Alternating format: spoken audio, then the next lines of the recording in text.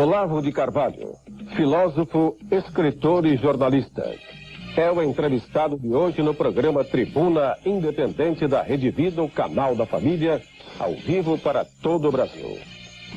Olavo de Carvalho é nascido em Campinas. Tem sido saudado pela crítica como um dos mais originais e audaciosos pensadores brasileiros.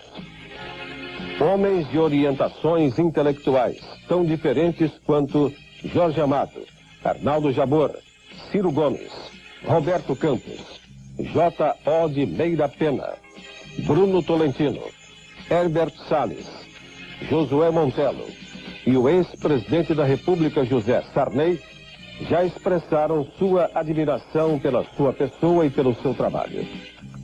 Contrastando com a imagem de rancoroso Ferrabras, que seus adversários quiseram sobrepor à sua figura autêntica, Olavo de Carvalho é reconhecido entre quem desfruta de seu convívio, como homem de temperamento equilibrado e calmo mesmo nas situações mais difíceis, e como alma generosa, capaz de levar às últimas consequências, mesmo em prejuízo próprio, o dom de amar, socorrer e perdoar.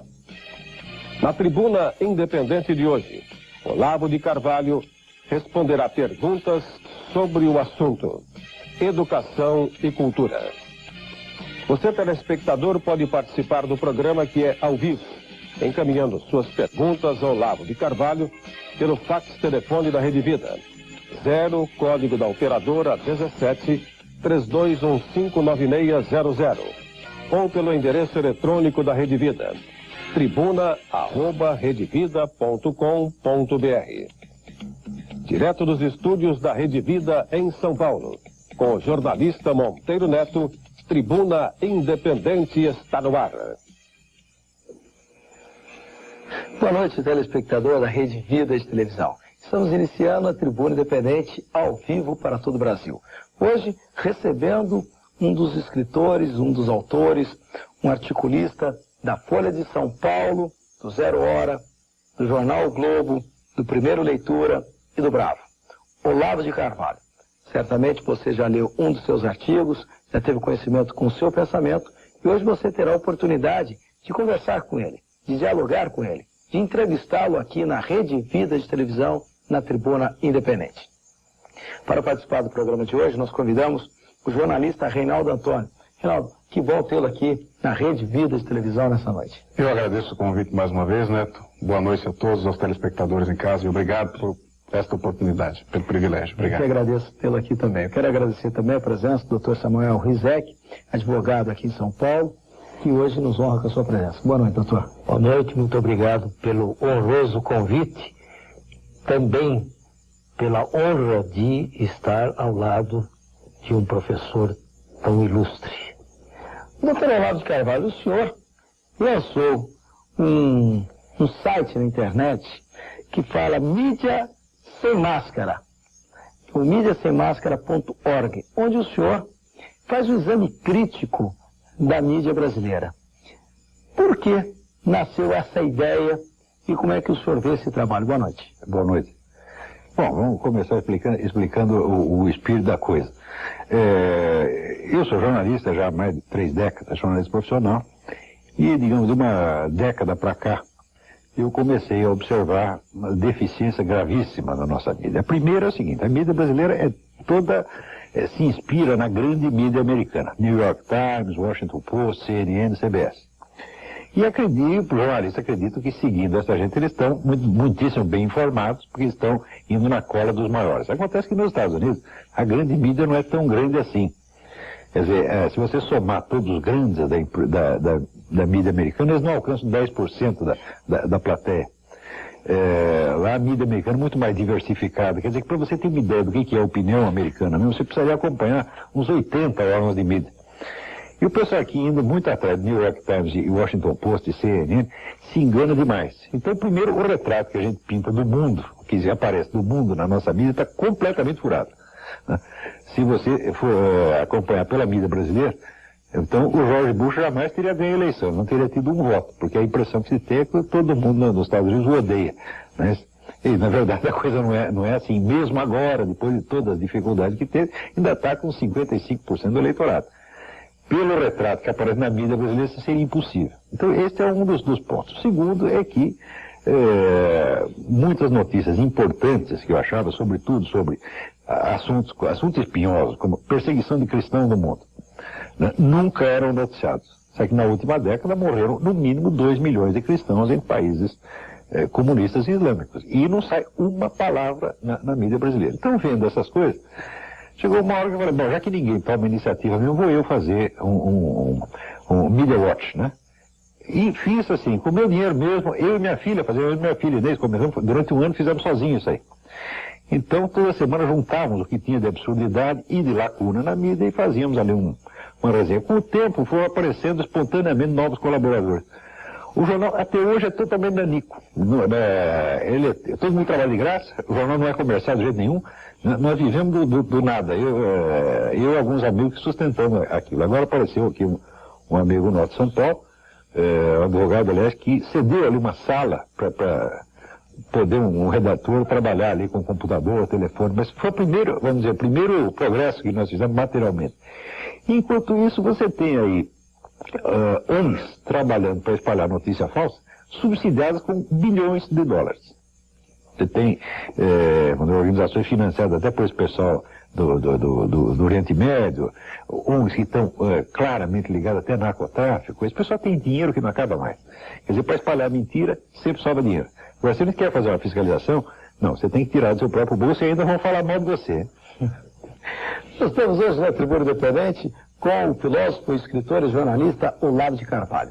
No programa de hoje você vai ter a oportunidade de ouvir um homem inteligente, um homem de personalidade, que escreve aquilo que pensa e aquilo que acha, com o direito e com o dever de se pronunciar.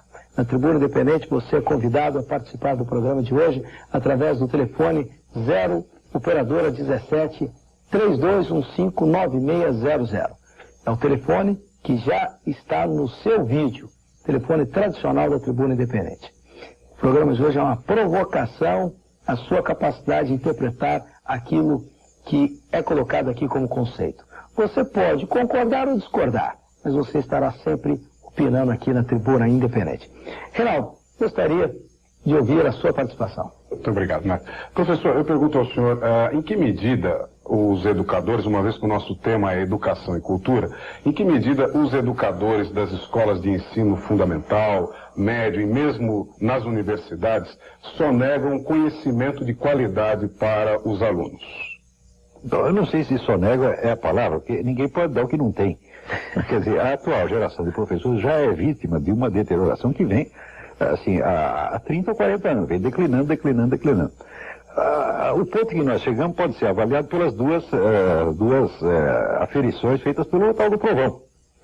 Mas que, se você for ver todas as instituições de ensino, tá certo? A quase totalidade está muito abaixo da média tolerável. Não é que estão abaixo do ideal, estão muito abaixo do mínimo. Não é isso? E, mais recentemente, esse exame que foi feito do pós-graduação, a maior parte dos cursos de pós-graduação também estão muito abaixo da média. Se você for ver ensino médio, o que acontece? Fizeram aquele teste, mais ou menos um ano atrás, entre alunos de ensino médio de 32 países, incluindo países bastante pobres, da África, etc. Os nossos alunos tiraram o último lugar. Quer dizer, não é por falta de recursos. O Brasil é um país riquíssimo e o que se investe em educação aqui é uma monstruosidade. E sempre que se discute a questão da educação, o pessoal logo vai para o lado econômico. Quer dizer, é uma sede de verbas e há uma crença no poder mágico do dinheiro, né? Como se o dinheiro fizesse produzir cultura. Né? Mas, olha, se dinheiro produzisse cultura, minha gente, não teria havido nenhuma cultura, digamos, na Inglaterra do século X. Quer dizer, quando eram países paupérrimos, na Europa já tinham cultura elevadíssima. Isso é uma constante da história humana. Vamos dizer que os períodos de grande criatividade cultural raramente coincidem com períodos de grande progresso econômico. A gente hoje pode ficar maravilhado com Platão, Aristóteles, essa coisa. Quando houve essa geração de Sócrates, Platão e Aristóteles, Atenas já não era mais aquela de Péricles, que mandava em tudo. Não, ao contrário, eram totalmente decadente, com inflação, miséria, depois invadida, né? Invadido por Esparta, depois invadido pelos macedônios. Ou seja, o país estava numa situação aflitiva e, não obstante, criou, vamos dizer, esta cultura majestosa. Agora, aqui no Brasil, o brasileiro talvez seja o povo mais dinheirista do mundo. O brasileiro tem vamos dizer, uma crença no poder do dinheiro, né? Não acredita em Deus, não acredita em dinheiro. Ele acredita que se der dinheiro para ele, né, o resto ele fará tudo por mágica. Então acredita que ele primeiro ele tem que ganhar um dinheirão e depois ele vai estudar, vai se tornar um camarada inteligente. Ou seja, inverte a coisa, né? Os outros povos sempre procuram ficar inteligente primeiro para resolver os problemas. Aqui não, quer resolver o problema primeiro e ficar inteligente depois. Então, quer dizer que toda a ideia que se tem sobre a educação aqui é uma ideia absolutamente falsa. A educação está muito vinculada a duas coisas. Ou vinculado ao fator econômico, quer dizer, o indivíduo vai estudar não porque ele queira aprender alguma coisa, mas porque ele é obrigado a isso, porque senão o seu acesso ao emprego é bloqueado. Não que a escola vai lhe dar a qualificação para isso, não, mas ela vai lhe tomar a autorização se ele não frequentar. Então a escola não é um benefício, a escola é, vamos dizer, é a ameaça de um malefício. Então, para não sofrer o malefício, o sujeito vai para a escola. E o outro é o motivo político. Quer dizer, aqui nós temos dois tipos de, sobretudo universidades. Todas as brasileiras dividem-se em dois tipos. Você tem as universidades caça-níqueis e as universidades caça-votos. Quer dizer, as privadas são caça-níqueis, as estatais são caça-votos, né? E existe uma certa mistura das duas coisas também. Ou seja, a ideia mesmo de que a educação seja um valor em si importante para a própria consistência, para a própria formação do indivíduo, essa ideia nunca entrou aqui. O sujeito sempre vai estudar alguma coisa, ele pensa, vou estudar para quê? Tá certo? Quer dizer, o estudo tem que entrar por ele como se fosse um tubo digestivo. Entra para um lado e sai pelo outro. Não tem a ideia de que a educação se incorpora. As pessoas não têm muito essa noção de que a educação não foi feita para lhe dar instrumento para alguma coisa, mas para formar você, para você ser alguma coisa. Para você ter uma personalidade, para você ter consciência, para você saber fazer suas escolhas, para você saber quem você é, para você se orientar no mundo, etc, etc. Ou seja, a educação como, vamos dizer, fator de fortalecimento, de desenvolvimento da pessoa humana, nunca existiu. A educação aqui é utilitária. Ou é para, vamos dizer, ter uma finalidade profissional, então o sujeito vai fazer aquilo sem acreditar que ele vai aprender a profissão, mas ele pelo menos vai ter, ele não quer educação, ele quer apenas o diploma. Porque o diploma é a autorização para fazer aquilo que ele não sabe fazer. Não precisa saber, precisa ter o diploma, né? E por outro lado tem a ideia da educação como canal de disseminação para a propaganda política. Uma doutrinação ideológica absolutamente imbecil, que hoje tomou conta de praticamente tudo. Então, é por isso que a situação é catastrófica. A cultura brasileira, a sociedade brasileira, parece que ela é contra o conhecimento. Ela só quer, não quer o conhecimento, ela quer um arremedo de conhecimento que sirva ou para fins econômicos ou para fins políticos. Ora, não é de hoje que o Brasil é assim, sempre foi um pouco. Mas isso foi aumentando, aumentando, aumentando. E agora está vindo a conta. A conta é o fracasso total da nossa educação. A classe dos professores universitários hoje é constituída maciçamente de pessoas ineptas, de analfabetos funcionais, pessoas que não entendem o que lê. E não estou falando de professor primário, eu não estou falando de gente de universidade. Quer dizer, ontem mesmo eu publiquei na Folha um artigo sobre o Congresso de Filosofia que vai ter na Bahia, né? E fazendo um exame do programa, né? É um negócio organizado pela Associação Nacional de Pós-Graduação. E eu dizendo, olha, esse programa aqui é o mesmo programa que vocês poderiam fazer na década de 60. Vocês não aprenderam nada desde então. Os maiores pensadores que apareceram no último meio século continuam totalmente ignorados.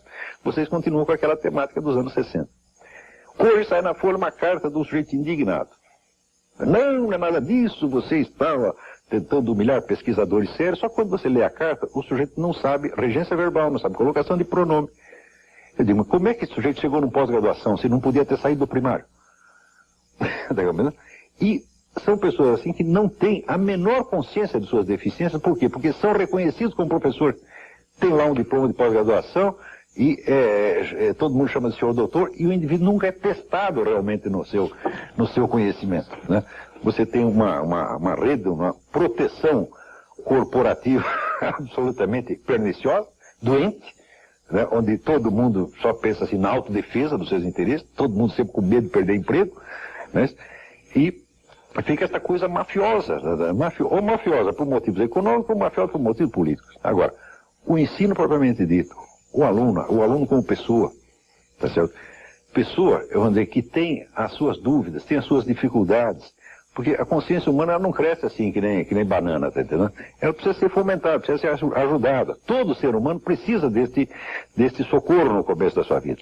Estas necessidades do aluno são absolutamente desprezadas. Só se quer saber o seguinte, quanto a faculdade vai ganhar com o aluno por mês, ou em quem que ele vai votar depois que ele sair daqui.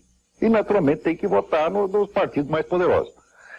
Então, toda a classe estudantil brasileira está sendo vilmente usada para sustentar picaretas.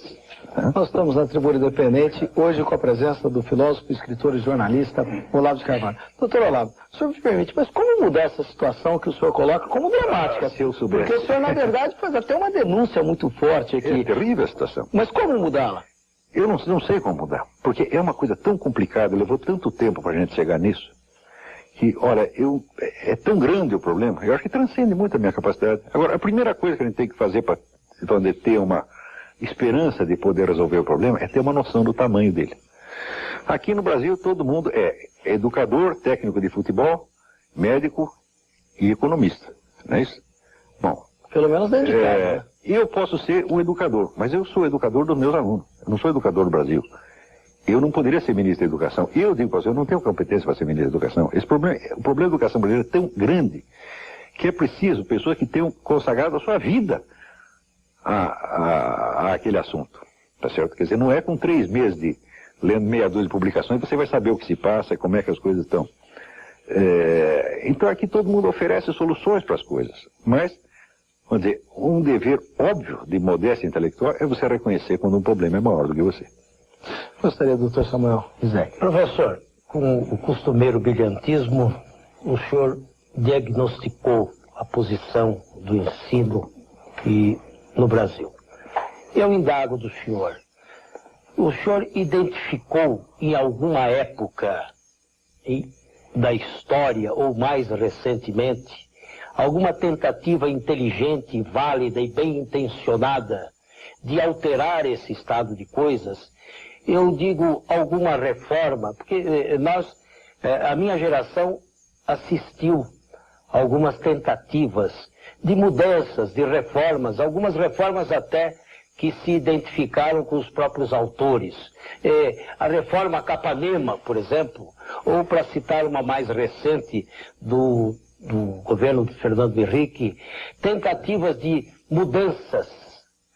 O senhor identifica nelas alguma consequente, alguma que tenha sido feita com honestidade, para dizer objetivamente, e que tiveram algum resultado na sua ótica?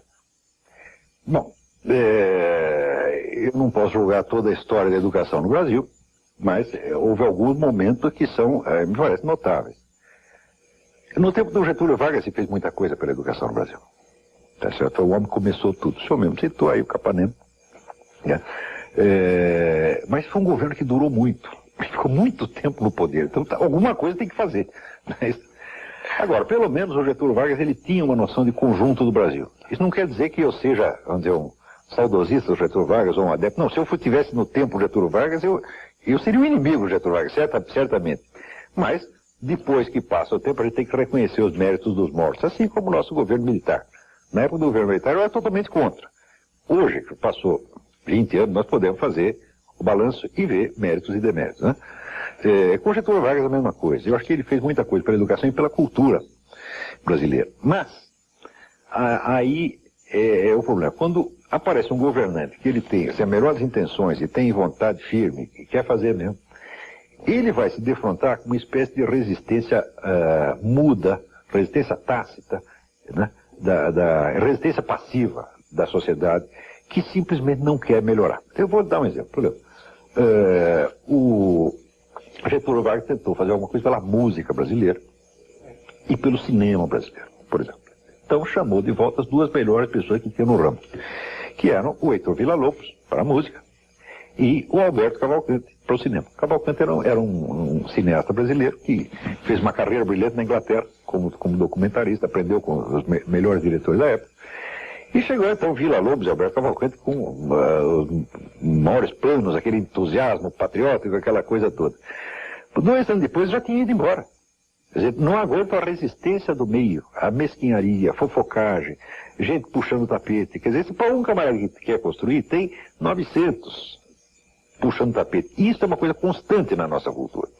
Quer dizer, a cultura é do seguinte: onde eu não dei certo, o outro também não pode dar. Se eu fracassei, você tem que fracassar também. Então é a cultura do caranguejo no balde, tá entendendo? Tem um monte de caranguejo no balde, um caranguejo quer sair, mas o outro pendura na perna dele e vai tudo para baixo. Tá certo?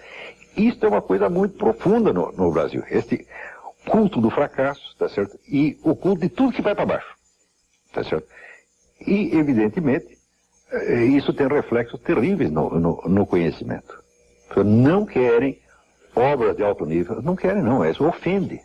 O sujeito que faz, por exemplo, a obra de Villa-Lobos é uma ofensa. Aliás, o Tom Jobim que diz, no Brasil o sucesso é insulto pessoal. Eu digo, olha, o sucesso é insulto pessoal e o conhecimento é um insulto maior ainda. Porque as pessoas acreditam que todo mundo que estuda para humilhá-las. Eu confundo conhecimento com pedantismo, conhecimento com busca de poder.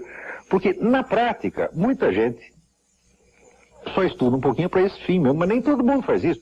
Tem gente que é muito sincera.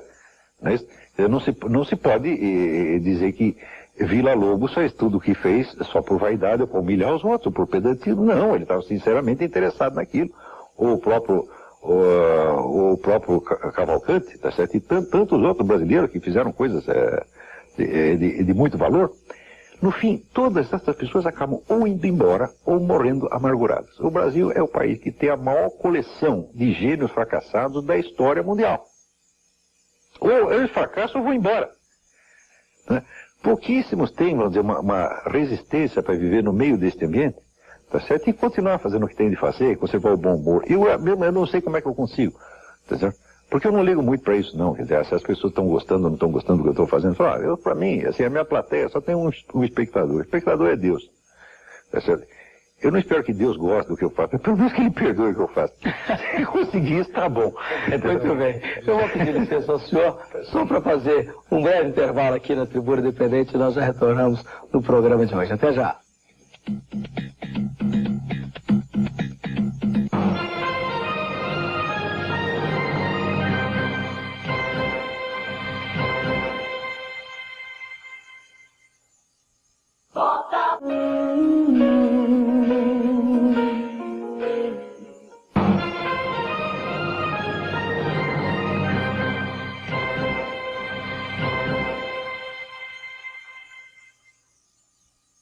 Voltamos a apresentar a Tribuna Independente ao vivo, direto de São Paulo, onde nós estamos entrevistando o Dr. Olavo de Carvalho.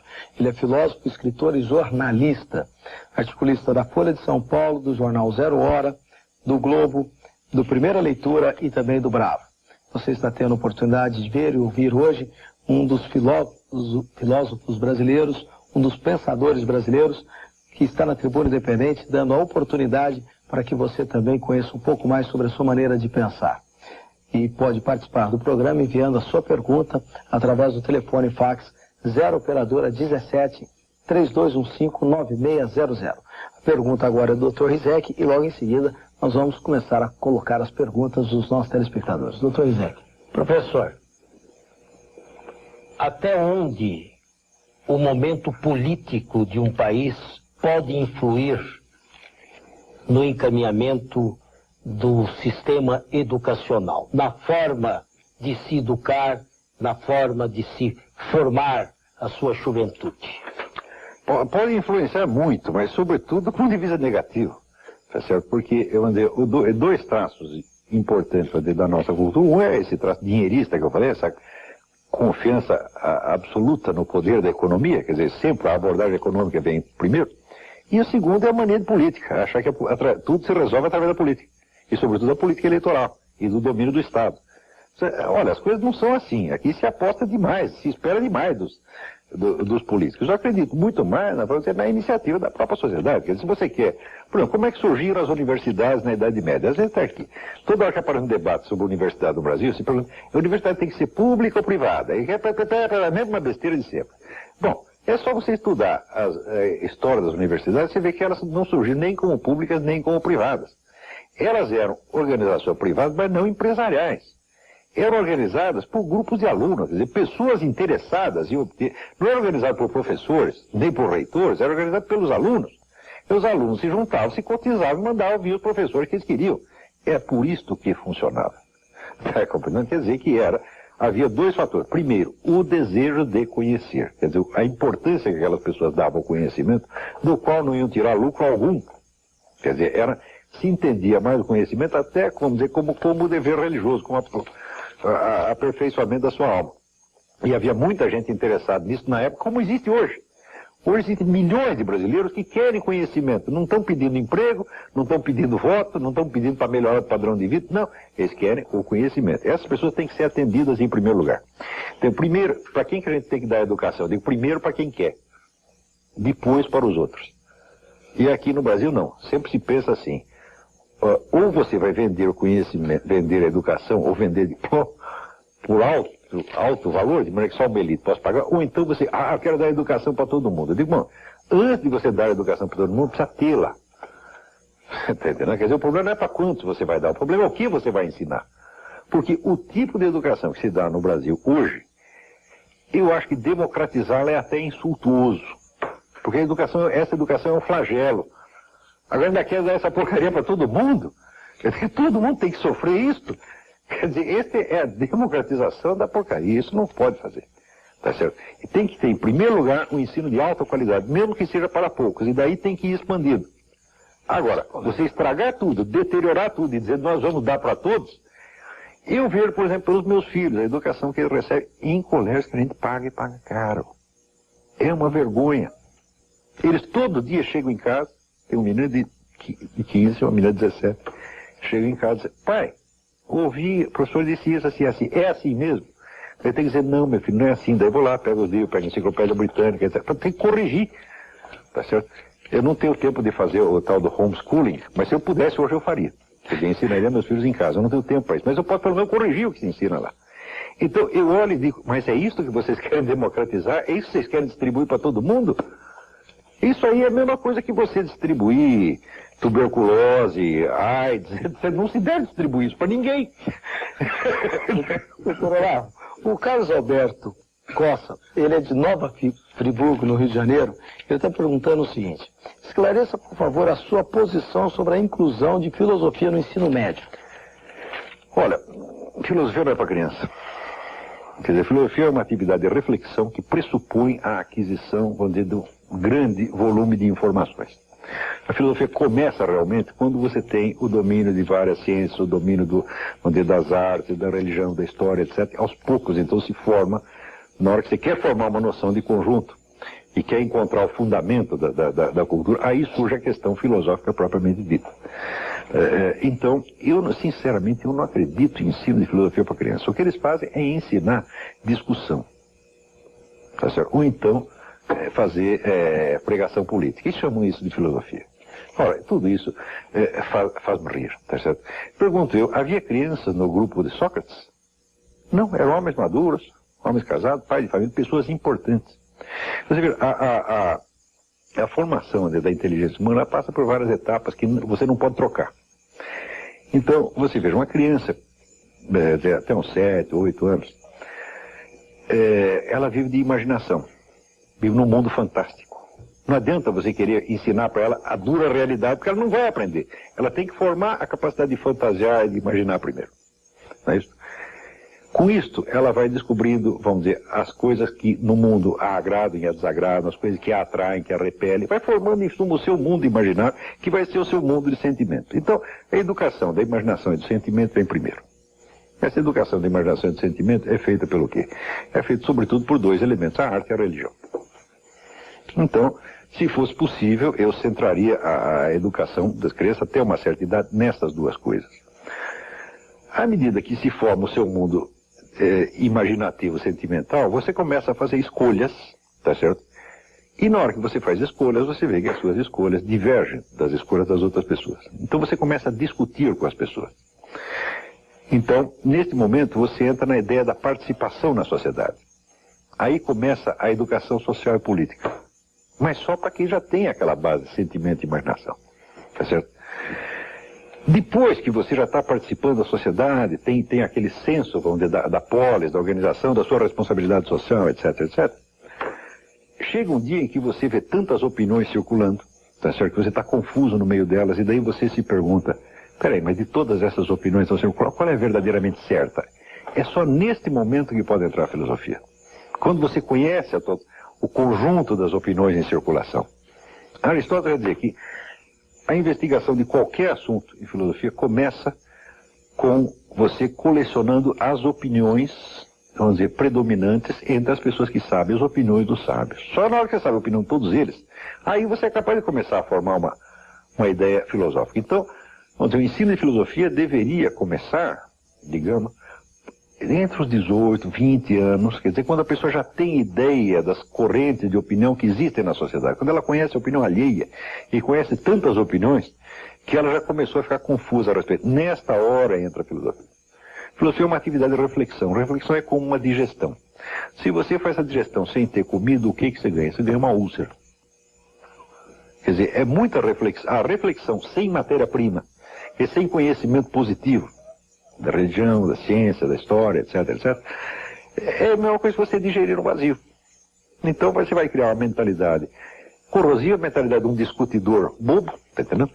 Porque a coisa mais fácil do mundo é você, vamos dizer, contestar as coisas ou fazer perguntas. Né? Tem um ditado russo que diz, um só idiota é capaz de fazer mais perguntas do que 100 sábios conseguiriam responder. Né? É aquele negócio, como é que você explica isso? Como é que você explica aquilo? Às vezes você está pensando que existe explicação sobrando. A coisa não é assim, né? Tudo no mundo dá trabalho, o conhecimento dá um trabalho imenso. Então não é qualquer idiota que sai com uma cobrança que vai poder ser satisfeito. Né? Então, o que eles estão inoculando na cabeça dos garotos, ou é as opiniões prontas de seus professores, que vêm com propaganda, ou para você ter uma ideia. Na escola que meu filho estuda, não vou dizer qual é a escola, no Dia das Mães, sabe o que davam de brinde para as mães? Era um brochinho que era uma estrelinha do PT. Usa até o Dia das Mães para fazer propaganda política. Não é por ser o PT, qualquer outro partido que fizesse. Isso é uma canalice. Quer dizer, você não pode vender a sua opinião pronta. Você tem que esperar que a pessoa se desenvolva, que ela conheça a totalidade das opiniões. E você tem que respeitar um pouco a inteligência das crianças. Pô. Aqui não se faz. Aqui se quer usar a criança para ganhar dinheiro com elas ou para manipulá-las politicamente. Quer dizer, é uma coisa muito desumana o que está se fazendo aqui. Entendeu? Olavo, o Fernando do Carmo, aqui de São Paulo, ele faz a seguinte pergunta. Como a Revolução Comunista Mundial pode ser combatida? Também, se eu soubesse. Olha, faz o seguinte, não me peça a solução de nada, porque é o seguinte, a minha parte do negócio é o seguinte, eu posso analisar, descrever, tentar preparar o terreno para que outras pessoas mais inteligentes do que eu achem as soluções. A função de um filósofo, de um homem de estudo, não é dar solução para nada, tá certo? É tentar compreender o problema, tá certo? Você tem que ter primeiro, vamos dizer, um diagnóstico, para depois você ter um tratamento. O diagnóstico dá um trabalho miserável, tá entendendo? Por exemplo, qual é o estado atual do movimento comunista? Isso é um saco de gato. Por quê? Porque, por exemplo, se você pegar a nossa mídia toda diz que não existe mais movimento comunista. Mas acabou. Isso como acabou? Se você tem a China, se você tem Cuba, tem Vietnã, tem Coreia do Norte, tá certo? E se tem Partido Comunista, e se tem na América Latina um órgão como esse Foro de São Paulo, que congrega 82 organizações sob a chefia de Fidel Castro e Lula, né? Quer dizer, a estratégia do movimento comunista no continente. Então, como é que acabou? Agora, onde se obtém informações sobre isso? Nos Estados Unidos, na Europa é fácil, você tem uma bibliografia e você tem até revistas acadêmicas que estudam isso e mantém informado. Aqui não tem nada. Então, só para você descrever o estado atual de coisas já é um saco de gato. Agora, como combater? Eu falo, não sei. Também eu não me lembro de ter procurado combatê-lo. Eu tento descrevê-lo e analisá-lo. Agora, às vezes a coisa é tão ruim que simplesmente só de você descrever, parece que você está falando mal. Eu falo, não, mas eu não estou falando mal. Por exemplo, segunda-feira o Mídia Sem Máscara vai botar umas fotos que nós obtemos no jornal sueco, que mostra um hospital para velhinhos em Cuba. Então, eu digo, os prisioneiros da fortaleza de Abu Ghraib, no Iraque, receberam o melhor tratamento dos seus inimigos do que os velhinhos cubanos recebem do governo que os protege. É uma coisa absolutamente assim, horrorosa, indescritível. Isso nunca saiu na mídia brasileira. Então a gente não tem nem informação para saber. Tá? Então o brasileiro está privado de informação para ele saber como é que é a coisa. Eu digo, mas como é que nós vamos combater o negócio? Nós nem sabemos qual é o formato da coisa. Só que a coisa às vezes é tão ruim em si mesma que pelo simples fato de você descrever, dá a impressão que você está combatendo. A mim não me cabe combater nada. Eu não sou político, não sou militante de coisa nenhuma, tá certo? Eu lido com duas coisas, a informação e o entendimento da informação. É só isso que eu estou fazendo. Agora, às vezes a situação é tão ruim que descrevê-la já parece um insulto.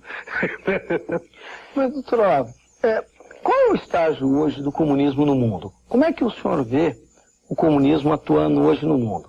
Porque se é verdade que tem realmente essa situação que o senhor vai colocar no site, sobre abuso, maltrato dos velhinhos numa sociedade comunista, não é diferente também numa sociedade capitalista. Qual é o estágio hoje do comunismo no Brasil? É sim. Você vai ver as fotos. Aquilo é absolutamente impensável num país capitalista. Impensável, aquilo não existe. Quer dizer, o diretor desta entidade, se fizesse isso, não digo nos Estados Unidos ou na Inglaterra, mas se fizesse isso aqui no Brasil, iria para a cadeia em continente. E, no entanto, a situação se arrasta lá, é uma entidade do governo, tá certo? E todo mundo respondendo, porque Cuba tem simpatizantes no mundo inteiro, né? Então, é aquele negócio de varrer a poeira para baixo do tapete. Fica sabendo um negócio do ruim de Cuba? Não vamos falar, porque senão isso aí fortalece o imperialismo americano, não vamos dar armas para o inimigo, e todo mundo esconde. No fim, ninguém fica sabendo de coisa nenhuma. Quando passa uma geração, a geração seguinte já imagina, então, que Cuba é uma maravilha, que tem assistência médica excelente. É tudo mentira. Foi um negócio de Cuba ocupa o 4º lugar da educação da América Latina. Eu digo, nos anos 50 já ocupava. Cuba sempre foi assim. Nunca foi um país de gente burra. País de gente culta, sempre foi. Né? Então, as famosas conquistas da Revolução são nada. Eu não estou dizendo isso porque eu sou contra. Note bem, eu quando tinha 20 anos de idade, eu pertencia ao Partido Comunista, eu era um militante. Para eu ir entendendo que a coisa não era bem assim, foram 30 anos. 30 anos de estudo, buscando informação, etc. Chega uma hora que você percebe, falando, não, a coisa é muito ruim. Então vamos aqui descrever. Mas uma coisa é você descrever o que está se passando, e outra coisa é você assumir uma atitude militante de combate. Não, eu não tenho militância nenhuma, não estou interessado em combater nada. Agora, o que eu vejo, eu vou dizer do jeito que eu vi, conforme as informações que eu tenho. Claro que eu posso errar, tá certo? Mas não vou ficar inibido pensando a quem eu estou favorecendo dizendo isso. Para mim, pouco interessa que eu estou favorecendo. A verdade é verdade, ela tem um direito por si mesma. A gente não tem sempre que pensar politicamente a quem você está favorecendo. Eu não estou em campanha eleitoral para ficar medindo as minhas palavras para ver que candidato que eu estou favorecendo. Esta coisa, essa maldita mania política, tá certo? De brasileiro. Encarar tudo pelo lado do voto, do partido, do quem é que você está fortalecendo, e a preocupação com a verdade. A noção de verdadeiro parece que foi embora aqui. Aqui só existe o contra e o a favor, o amigo e o inimigo, o simpático e o antipático. Verdade e falsidade não existe mais. Nós estamos na Tribuna Independente, hoje entrevistando o filósofo, escritor e jornalista Olavo de Carvalho. Nós vamos fazer um breve intervalo, já retornamos aqui na Tribuna Independente com a sua participação. Até já.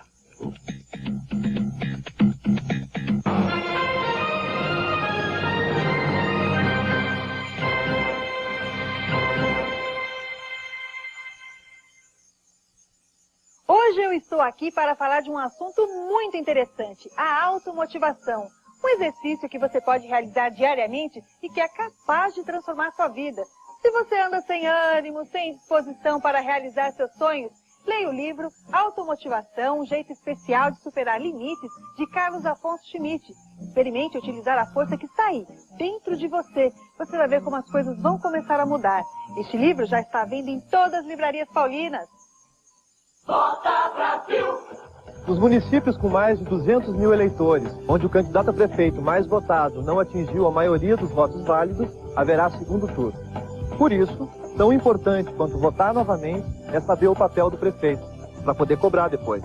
A responsabilidade dele é administrar bem o município e aplicar o dinheiro dos impostos em benefício da população. A minha e a sua é fazer valer o nosso voto.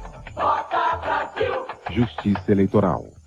No centenário da coroação da Rainha e Padroeira do Brasil, a Rede Vida leva até você a novena e a festa de Nossa Senhora Aparecida. Assista ao vivo, direto do Santuário Nacional. Até 11 de outubro, às 3 da tarde e às 7 da noite, a novena preparatória.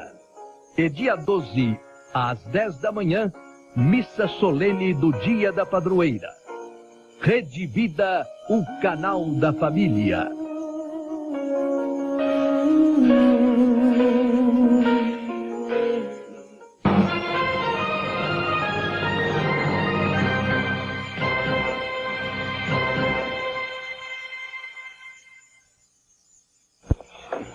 Voltamos a apresentar a Tribuna Independente ao vivo para todo o Brasil, hoje com a presença do filósofo, escritor e jornalista Olavo de Carvalho. Olavo de Carvalho é articulista do jornal Folha de São Paulo, do Globo, do Zero Hora e também do Primeira Leitura e do Bravo. O filósofo Olavo de Carvalho também tem o site mídiasemmascara.org. Você pode acessar e que você terá a possibilidade de ver uma análise crítica da mídia brasileira. Olavo, a Rose de Porto Alegre,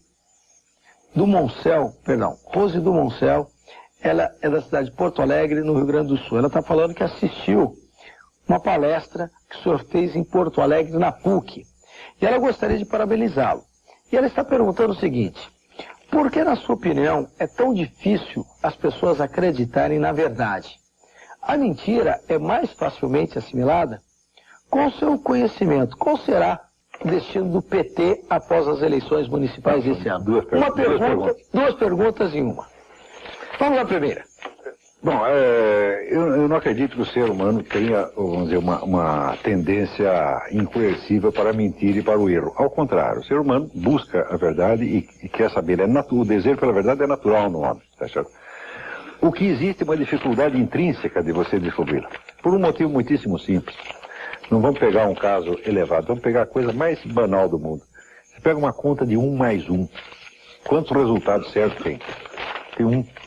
Quanto resultado errado? Infinitos.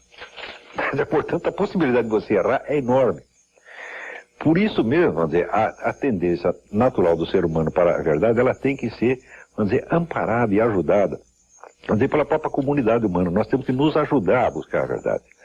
Porque nenhum de nós tem a capacidade de descobrir sozinho. Tá certo? A gente precisa da colaboração de muita gente para você descobrir alguma coisinha. Eu vejo, por exemplo, quando eu escrevi uma tese, um exame sobre lógica de Aristóteles, né? E eu vejo a quantidade de livros e de fontes que eu precisei ler para eu tentar resolver aquele problema que eu estava tentando resolver. Quer dizer, é muita gente ajudando. Tá certo? Eu já dizia Santo Tomás de Aquino, na verdade é filho do tempo. Você precisa de muita colaboração e de muito empenho, muita sinceridade. O grande obstáculo para o encontro da verdade é quando a pessoa não está fazendo a coisa assim de coração mesmo, ela não quer descobrir aquilo, ela está interessada numa outra coisa, ela está interessada numa vitória política, está interessada no dinheiro, está interessada num aplauso.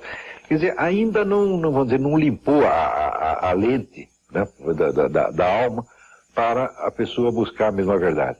Então, eu sugiro o seguinte, coloque essa questão para vocês. Eu quero realmente saber a verdade a respeito disso, ou ao contrário, eu já tenho a minha opção, eu já tenho a minha escolha. Olha, eu confesso para vocês, eu estou com 57 anos, eu já fui obrigado a mudanças de opinião absolutamente humilhantes. Está entendendo? Uma coisa que eu achava que tinha certeza. Hoje, quando eu leio, por exemplo, fui jornalista econômico um tempo, quando eu releio o que eu escrevi naquela época, 30 anos atrás, eu morro de vergonha, quanta bobagem que eu disse. Né? Aquela certeza que eu tinha no tempo que eu era militante comunista, eu digo, olha, você descobrir a verdade dá trabalho. Não porque nós não tenhamos a capacidade, tá certo? Mas porque o mundo é muito grande. Você dá uma olhada para cima, vê o tamanho de um pedacinho da galáxia que nós enxergamos, vê o tamanho do planeta que nós estamos, tá certo? E quem sabe, as suas pretensões tornarão mais modestas. Durante a vida, a gente descobre uma ou duas verdades e uma multidão de erros. Isso é natural que seja assim, pela dificuldade intrínseca da coisa, né? Ginaldo, gostaria da sua participação. Professor, o tema também é cultura e eu pergunto ao senhor o seguinte, como é que está a produção cultural atualmente? O senhor falou em Vila Lobos, falou em Tom Jobim. Não tem nada. Não há produção cultural, é absolutamente ridículo. Você tem, o que você tem aqui é duas coisas. Você tem diversões públicas e propaganda política. É só isto. Não tem mais nada. Cinema, literatura brasileira acabou. Quando você vai, por exemplo, você dá um pulo na Academia Brasileira de Letras e você vai ver assim que os grandes escritores que tinham a noção da arte, do domínio da arte, né? Quer dizer, a língua como instrumento de expressão, a língua como portadora, vamos dizer, de uma tradição artística que remonta a Homero, Virgílio, etc. Quantas pessoas tinham isso? Né? Eles são os velhinhos que estão com 80, 90 anos, já babando na gravata, tá entendendo? Foi o que sobrou. Quando você vê os escritores que estão com 80 anos e pega os da geração seguinte, 60, 50, a diferença é abismal. Por exemplo, há uns anos atrás morreu um grande amigo meu, que é o Herberto Salles. O Herberto Salles era um indivíduo que ele fazia o que ele queria com a língua portuguesa. Você podia pegar a impressão mais sutil, o sentimento mais complexo, a coisa mais indizível, e dizer, está aqui. Isto era um artista. Isto não existe mais.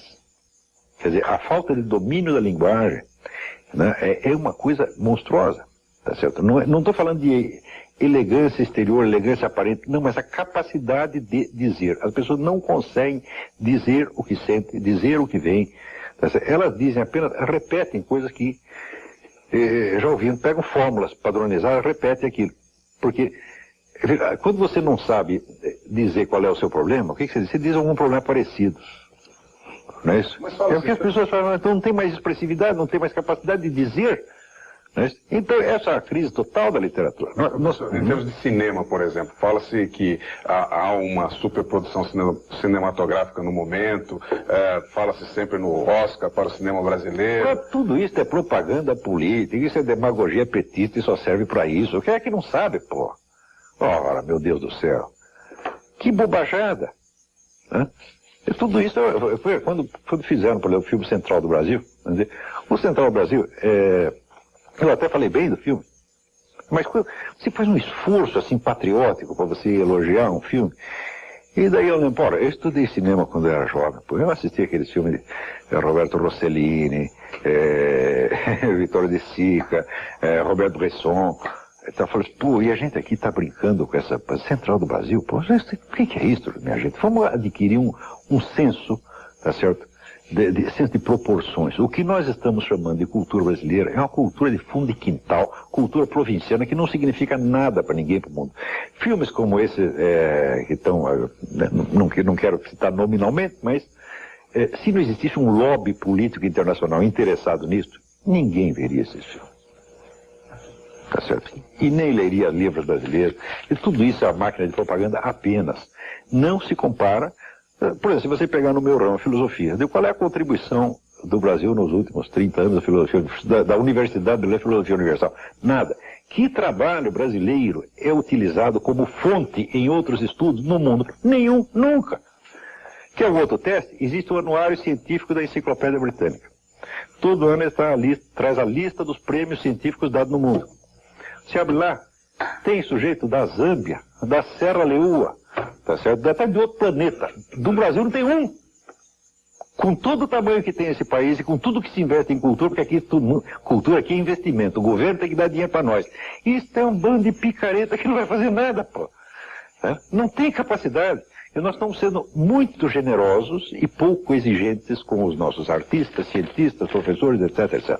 Esta virou a nova classe privilegiada.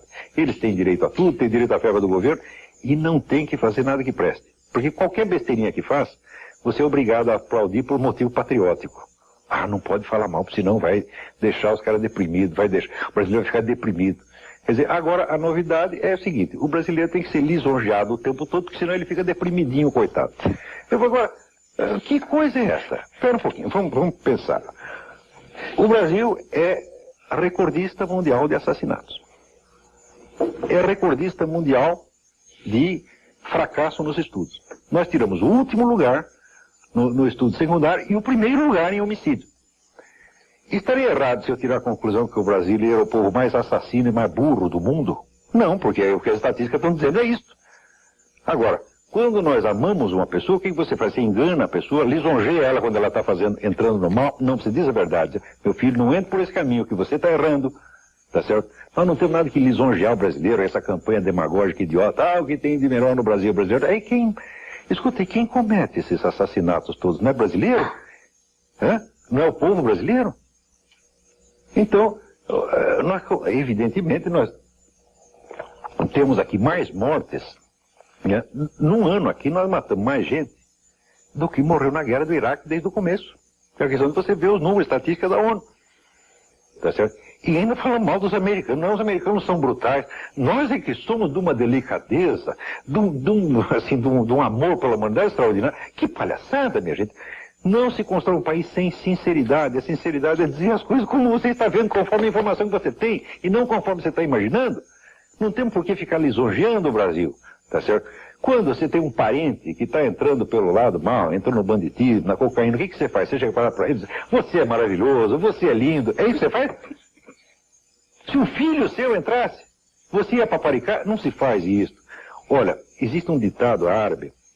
Não, isso é uma sentença de Maomé, o profeta islâmico, que era um sábio. Ele dizia, só é lícito você lisonjear uma pessoa a quem seja lícito você matar. Ou seja, se você está numa condição onde seria justo você matar uma pessoa, se você tem o direito a recorrer ao homicídio, você tem direito a recorrer também à lisonja. Por exemplo, você se salvar de um opressor, né? Um escravo que lisonjeia o senhor para poder fugir, então aí é lícito a lisonja. A lisonja é feio. Ou seja, a lisonja é falso testemunho. A lisonja é culto do diabo. Vamos parar com isso. Vamos fazer o culto da sinceridade. A verdadeira amizade não requer lisonja. Requer a verdade e ajuda. Também não é só você cuspir em cima. Quer dizer, eu posso falar, por exemplo, da educação brasileira, porque eu há 30 anos me dedico a ela. E nunca pedi um tostão de financiamento nem para a empresa, nem muitíssimo menos para o governo. Então eu me dedico a ela, estou tentando ajudar no que eu posso. Pergunta aos meus alunos se ele aprende alguma coisa. Eu garanto para você que um aluno meu com 2 anos de estudo, ele dá 10-0 em qualquer aluno para a graduação. Isso eu asseguro. Tá certo? Porque a gente tem se dedicado a isso, tem tentado fazer. Agora, qual é a solução para a educação brasileira? Eu falo, não tenho, eu tenho solução para a educação dos meus alunos. Agora, as minhas pretensões não chegam a tanto. Agora, aqui no Brasil, pessoas que nunca se educaram a si mesmas dão palpite sobre a educação dos outros. Se você pegar esse seu Tarso Genro, digo, escuta, a sua educação, o senhor completou a sua educação, aprendeu o que o senhor precisava aprender? Não. No entanto, ele sabe o que os outros devem aprender. Que maravilha, né? No Tribuna Independente, hoje nós estamos entrevistando o escritor, filósofo e jornalista Olavo de Carvalho. Olavo, a Ilmara Teixeira, do Rio de Janeiro, ela está dizendo, bravíssimo, é um prazer vê-lo dizer tudo aquilo que eu gostaria de estar dizendo, principalmente sobre a educação. Acompanhe a sua coluna no jornal o Globo, é a saudação da Ilmara Teixeira, do Rio de Janeiro. A Maria da Penha Vieira, também do Rio de Janeiro, ela está perguntando se o senhor é a favor das famílias que querem e podem contratar professores para educar os seus filhos nas suas próprias residências. Inteiramente. Quem puder fazer isso deve fazer. Tá certo? Que a lei brasileira não proíbe propriamente o homeschooling, ela cria dificuldades. Mas eu acho que esse movimento do homeschooling nos Estados Unidos é tão importante porque a educação americana era a melhor do mundo até o governo Jimmy Carter, quando eles inventaram o Ministério da Educação. Quando não havia Ministério da Educação, era a melhor educação do mundo. Daí, né, um monte de burocrata interessado em subir na vida conseguiram enrolar o Carter e criar o Ministério da Educação. Desde então a educação declinando. Piorou tanto que quando eu estive nos Estados Unidos 2 anos atrás, a prefeitura de Nova York estava vendendo as suas escolas porque não aguentava mais controlar violência, tráfico de drogas. A educação pública virou uma bagunça. Felizmente ainda existem as escolas, velhas escolas particulares conservam um pouco a honra. Então, nos Estados Unidos formou esse movimento da homeschooling. Bom, os alunos que são educados em casa pelos seus pais tiram sempre, e se submetem a exame no fim do ano, tiram sempre notas maiores do que aqueles que vão para a escola pública. Isso é regra geral. Se você quiser acompanhar, existe um site, o WorldNet dele, wnd.com, onde existe um menino chamado Kyle Williams. O menino faz uma coluna, ele foi educado em casa, nunca foi na escola. A turma dele, ele diz, eu só faço amigo ali na igreja e no clube, na escola não tenho, não vou lá não. Tá certo? Aprendeu tudo em casa. Ele com 12 anos fazia uma coluna de jornal, agora está com 15, do nível dos melhores colunistas americanos. E é evidentemente um defensor ferrenho do homeschooling. Então, Maria da Penha, dê uma olhada no webnet dele, wnd.com, e procura Kyle Williams, K-Y-L-E Williams. Procura a coluna dele. Você vê, esse menino sabe mais de educação do que o nosso ministro. Então, se eles fizerem um debate do Kyle Williams e Tarso Genro, o Kyle Williams dá de 10-0 no ministro. Estamos na tribuna independente, quero o Samuel Rizek perguntando para o nosso entrevistado Olavo de Carvalho. Professor, olhando alguns detalhes dos seus dados biográficos, eu colho aqui uma referência esporádica, aspas, acreditando que o mais sólido abrigo da consciência individual contra a alienação e a coisificação se encontra nas antigas tradições espirituais, taoísmo, judaísmo, cristianismo, islamismo, Olavo de Carvalho procura dar uma nova interpretação aos símbolos e ritos dessas tradições, fazendo deles as matrizes de uma estratégia filosófica e científica para a resolução de problemas da cultura atual. Eu gostaria de ter isto explicado, perdoe-me até, traduzido. Não, a explicação tem. Por favor. Vamos lá. Tem dois itens. Primeiro, eu acredito que a preocupação fundamental de um homem de estudo, principalmente na área de filosofia, é ele tentar se instalar ao máximo na realidade do ser humano, tá certo? Não fantasia, não em fragmentos, mas ele tentar compreender o que é a realidade da condição humana neste planeta. Para isso, ele tem que buscar, vamos dizer, a documentação do que a humanidade experimentou ao longo de toda a sua existência e de quais são os pontos constantes de experiência que reaparecem e que estão sempre aí, tá certo? Ora, quando nós fazemos isso, nós perguntamos o que o ser humano já sabia 5.000 anos atrás que ele continua sabendo hoje. Por exemplo, o judaísmo tem documentação de 5.000 anos de história, tá certo? E os primeiros conhecimentos que adquiriram continuam válidos e ainda são pontos de referência para eles. Então, quando nós perdemos o que eu chamo de preconceito cronocêntrico é você achar que a sua época sabe tudo e as anteriores é um bando de ignorante. É bando de ignorante porque você não as conhece. Quer dizer, a sua própria ignorância, tá certo, é que lhe dá uma ideia de que o outro é ignorante. Quando você vai ver, o cara sabia mais do que você. Tá certo? Então, quando nós buscamos, vamos dizer, a documentação, vamos dizer, da experiência do ser humano, né, no planeta Terra ao longo desses milênios, nós vemos que tem alguns elementos que são constantes.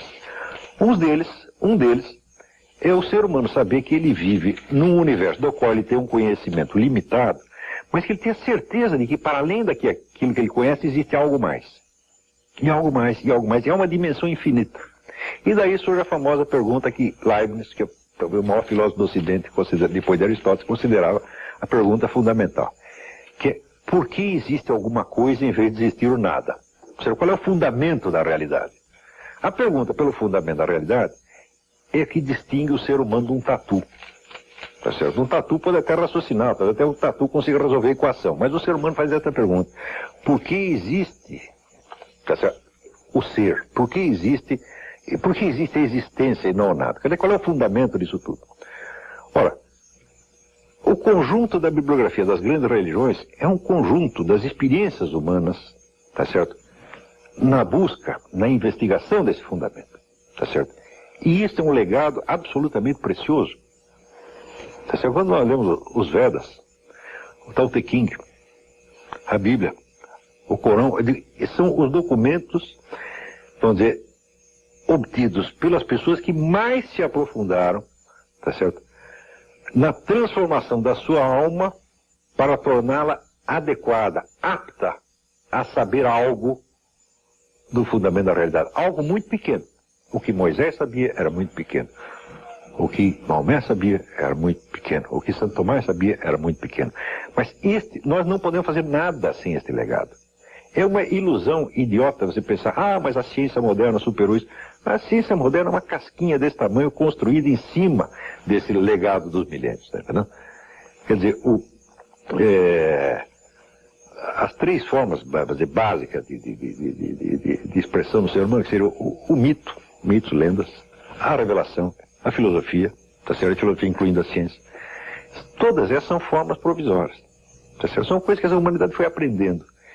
E nós precisamos de tudo o que a humanidade aprendeu desde o começo. Nós não temos que nos fazer de gostosos, achar que nós somos mais sábios do que Lao Tse, mais sábios do que Moisés, tá entendendo? Tudo isso é provincianismo. É um provincianismo temporal que é pior do que o provincianismo geográfico. Quer dizer, porque você vive de olho na televisão e no jornal, tá certo? Você só sabe daquilo que se passou naquela semana, tá certo? Então você acha que você está no topo do conhecimento humano, justamente por ser o mais ignorante. Justamente porque sabe menos, acha que está no topo. Se soubesse mais, você veria que está no fundo, tá certo? Então, este legado das tradições religiosas é a base de todo o conhecimento que existe. Por exemplo, existe um estudo feito por um estudioso canadense, Northrop Frye, o livro chama-se The Great Code, o Grande Código, onde ele mostra sumariamente o seguinte: todos os enredos da literatura ocidental, de toda a literatura, todos eles vêm da Bíblia de algum modo. Ou seja, se não existe Bíblia, se não tinha literatura, não tinha cultura literária, não existe mais nenhum, tá certo? Do mesmo modo, nossas ideias científicas, nossas teorias filosóficas, todas têm fundo em mitos ou em ritos. Então é de lá que nós temos que buscar, tá certo?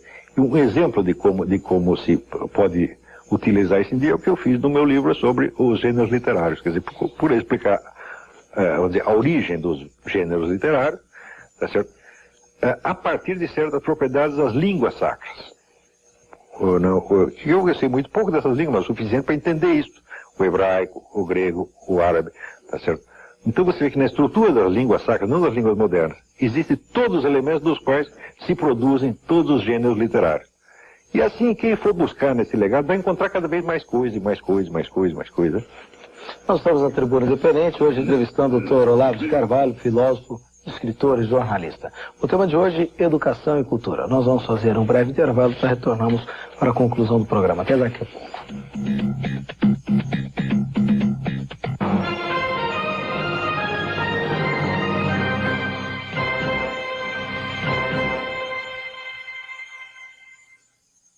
Esta quinta.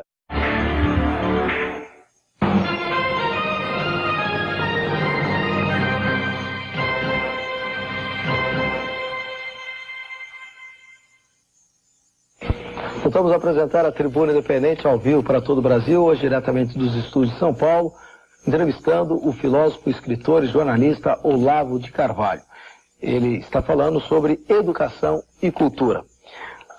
Olavo, o Rubens Batista Júnior, aqui de São Paulo, está fazendo uma pergunta política. Ele quer saber como é possível compreender a aliança entre o PT e os políticos direitistas com Paulo Maluf e Delfim Neto na atual eleição. Mas que direitista? O Maluf nunca foi direitista, o Maluf é malufista, Magalhães é magalhãesista.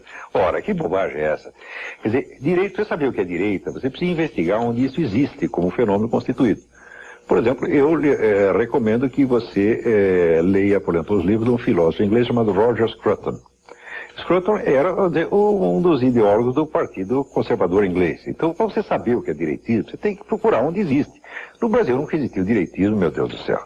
No Brasil só tem dois tipos de coisa. Quer dizer, você tem o pessoal comunista, esquerdista, que é o aproveitador político, que é o sujeito que, vamos dizer, quer subir facilmente, e você tem o aproveitador econômico, que é o oligarca, o sujeito que já está cheio de dinheiro e quer conservar a sua produção. Você só tem esses dois tipos de picareta para um lado e para o outro. Vamos deixar de palhaçada.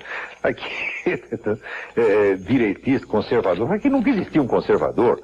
Né? O último conservador que tem aqui foi o Júlio Mesquita Filho, o velho. Né? Você lê os escritos dele, você vê que ele tinha... Né?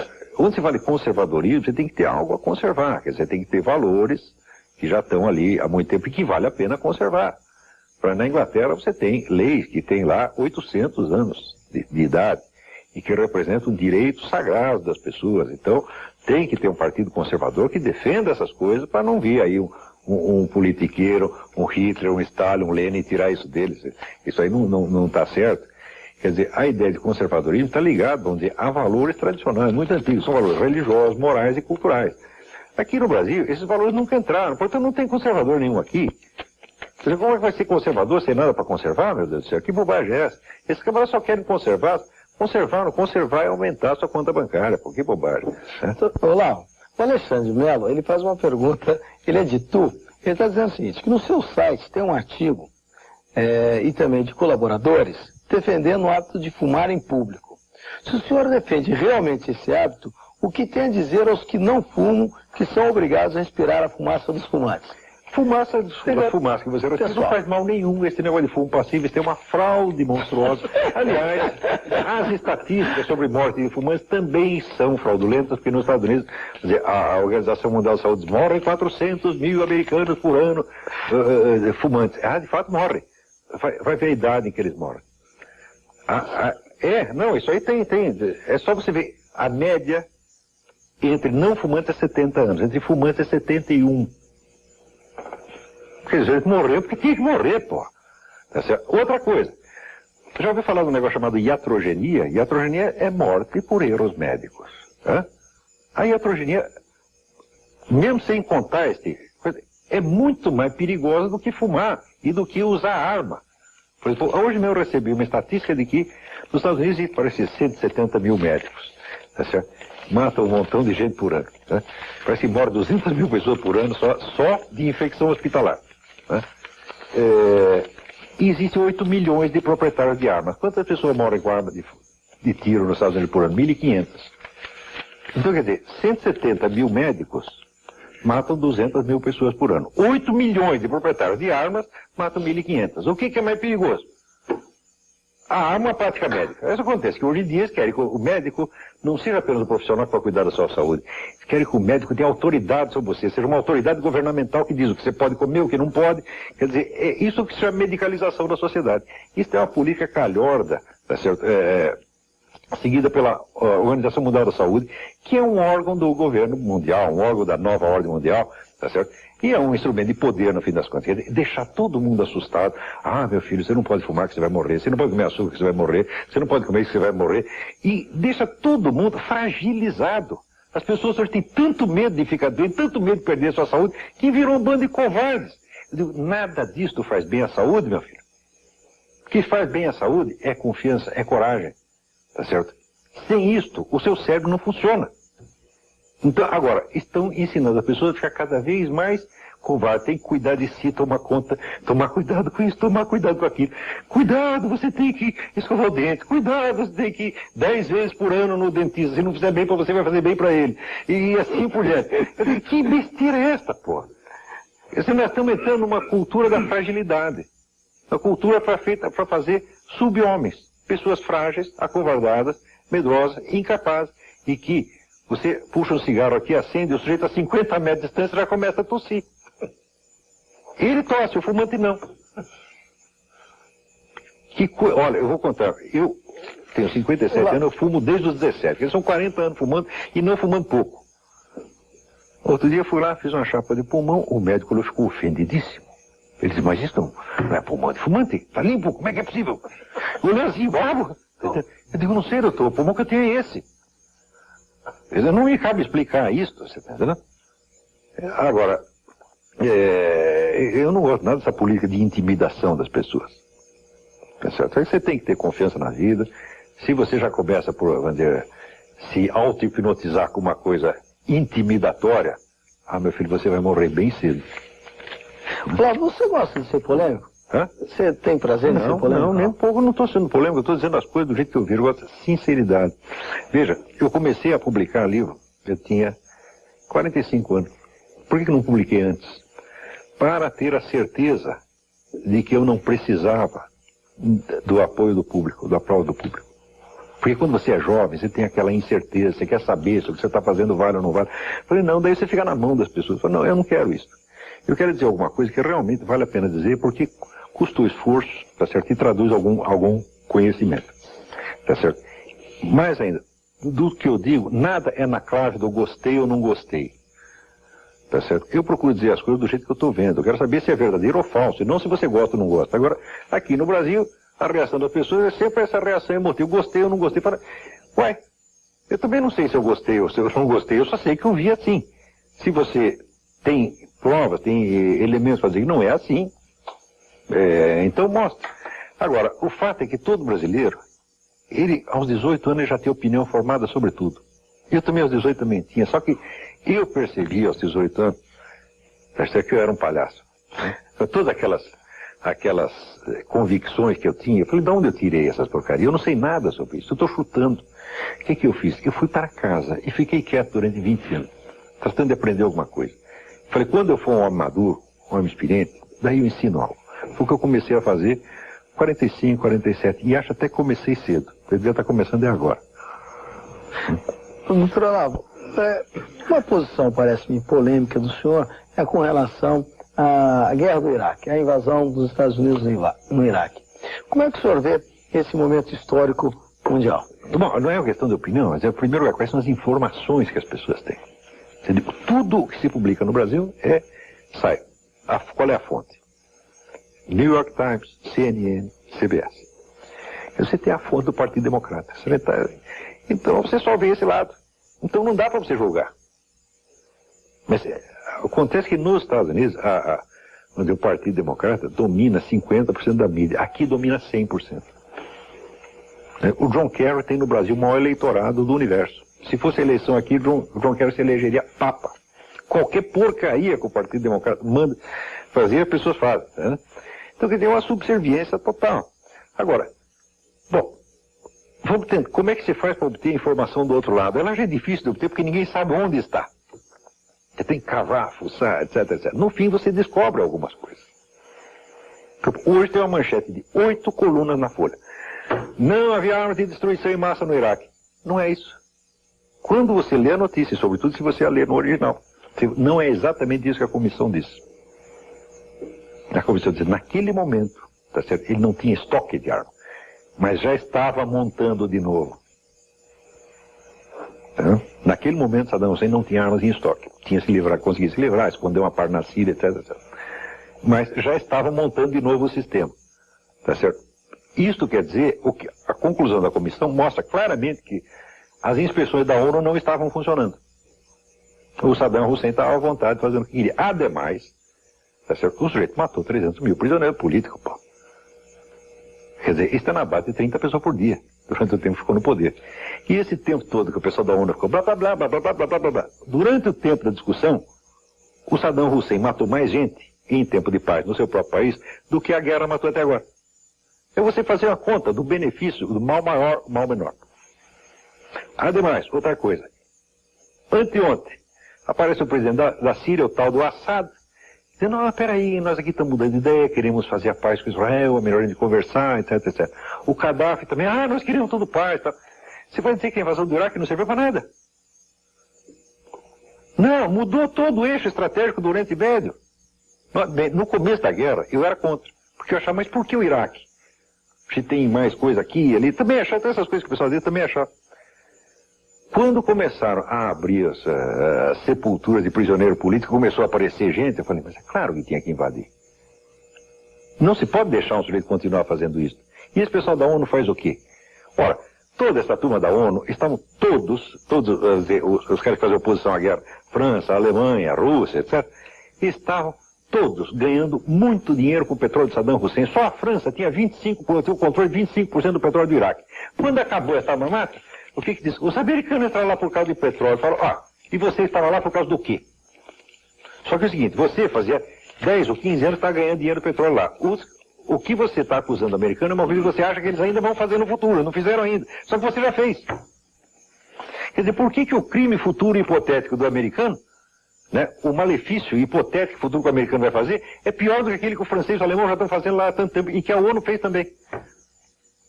Olha, os Estados Unidos pode não ser grande coisa, o Bush não é grande coisa, mas perto de Kofi Annan, Chirac, Putin, é quase um santo. Né?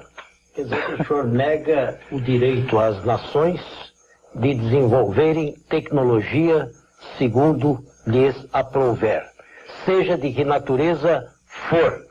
Porque aí cabe a observação, então, por que não há o mesmo comportamento com relação à Coreia do Norte? Por exemplo, está lá desafiando os Estados Unidos, no entanto, não se toca na Coreia do Norte. E há outros países, Israel desenvolve o poder, Olha, é o seguinte, a sua pergunta está todinha viciada, porque o senhor está me perguntando o que eu acho que os países devem ter direitos ou não. Eu nunca coloco perguntas neste plano, tá certo? Não, foi a justificativa da invasão. A justificativa que eles deram é uma coisa, o que aconteceu realmente foi outra.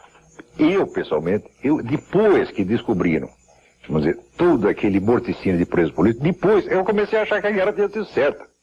Não pelas razões que eles alegaram, mas pelos fatos que apareceram depois. Está compreendendo? Agora, se você coloca as coisas no plano do direito, quem tem direito a isso, direito àquilo, eu acho que toda essa abordagem é completamente estratosférica. Tá certo? Colocar as coisas no plano do dever ser. A política não lida com essas coisas. O que você tem que ver a longo prazo é assim, o benefício que efetivamente resultou para a humanidade. Não em termos de direito, em termos de ideais, em termos de normas ideais. Não, nada disso. Isso é demagogia internacional. Tá certo? Tem que ver assim, o que a humanidade ganhou com isto?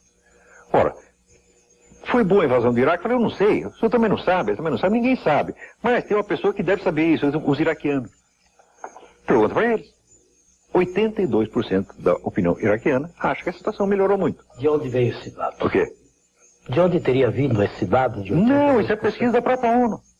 Que não está interessado em enfeitar, Esse dado está acessível, né? Esse na mídia internacional do Brasil nunca sai. Ora, o governo do Iraque está satisfeito e 82% da população está achando que melhorou. Agora, será que nós é que sabemos o que é bom para o Iraque? O americano não sabe o que é bom para o Iraque, mas os iraquianos sabem e eles estão achando bom. Agora nós vamos desprezar totalmente a opinião dos iraquianos? Cala a boca, iraquiano. Você está errado, né? Não, eu só receio a origem dessa, a fonte dessa estatística. Não, mas por que a fonte? Mas como receia a fonte? Eu acabei de ouvir que a mídia é mentirosa. Quando você lê a Folha de São Paulo, todo dia assim, eu duvido dessa informação? Não. O senhor está duvidando só porque fui eu que lhe dei. Se fosse o Estadão ou a Folha, teria confiabilidade. Por quê? Eu certamente tenho mais confiabilidade do que esses dois órgãos de mídia juntos. Porque eu não tenho interesses comerciais nem políticos em jogo, eu sou apenas um estudioso. Se eu lhe encontrasse um dado diferente, eu lhe diria. Eu não tenho nenhum motivo para mentir. Eu não sou cabo eleitoral de ninguém. Eu não participo de nenhum movimento político, nem partido. Odeio todos eles, desprezo todos eles solenemente. Aqui você fala de Maluf, Magalhães, PT, tá para mim tudo isso aí. Eu não quero saber dessa gente, pô. Meu mundo é outro, tá entendendo? Então, eu lhe dei esta informação das melhores fontes que eu pude obter. A própria ONU jamais escondeu isso. As estatísticas que eu lhe dei sobre mortalidade também vêm da Organização Mundial de Saúde. São a deles mesmo. Não digo que sejam nem estatísticas verdadeiras, mas digo que são estatísticas feitas por um inimigo dos Estados Unidos. Olá, olha, eu quero agradecer o privilégio de tê-lo aqui na Rede Vida de Televisão. Nós estamos chegando ao término do programa de hoje. Infelizmente, o programa começou a dar uma esquentada no final e agora está terminando. Não pode acontecer um negócio desse, que pena, viu? Mas eu quero agradecer a presença aqui do jornalista Reinaldo Antônio, um amigo de sempre da Rede Vida de Televisão, pela sua participação brilhante na noite de hoje. Muito obrigado, Reinaldo, que bom tê-lo aqui. Eu que agradeço mais uma vez, Neto. Foi um privilégio estar com o professor hoje e com os telespectadores. Muito obrigado. Quero agradecer também ao advogado aqui em São Paulo, o Dr. Samuel Rizek, pela sua participação. Rizek, agora que a coisa estava começando a ficar quente, que o telespectador estava...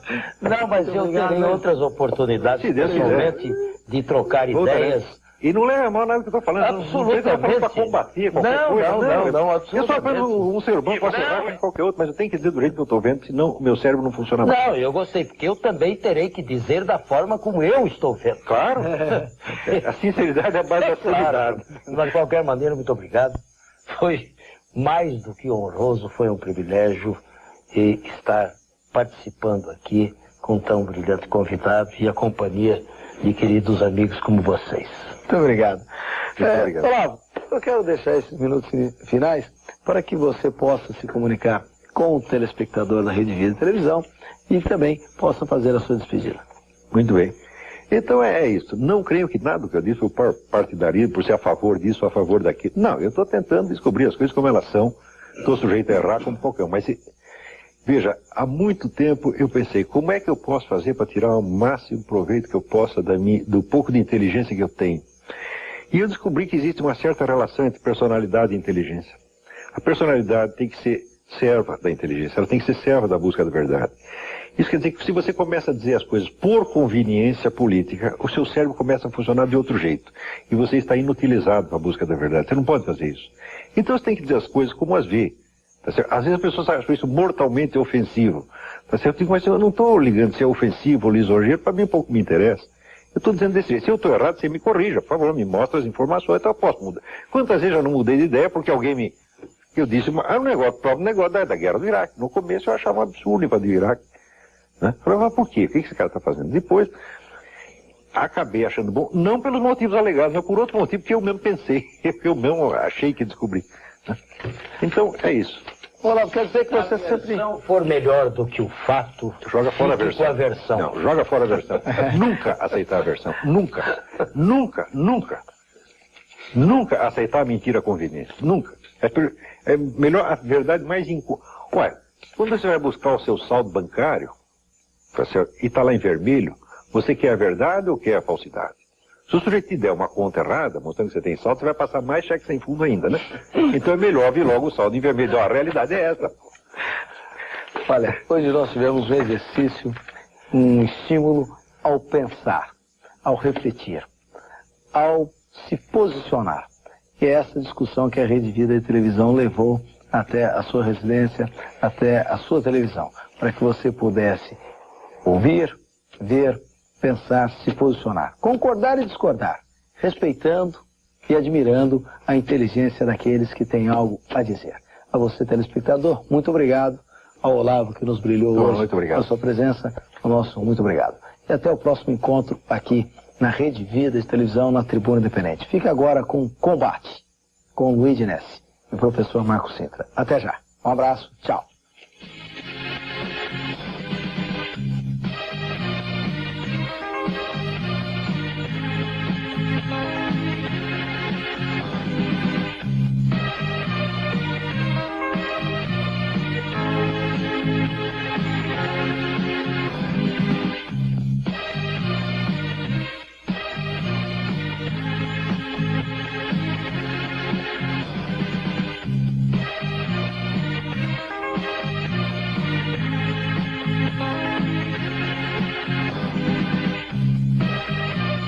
Futebol é bola na Rede Vida.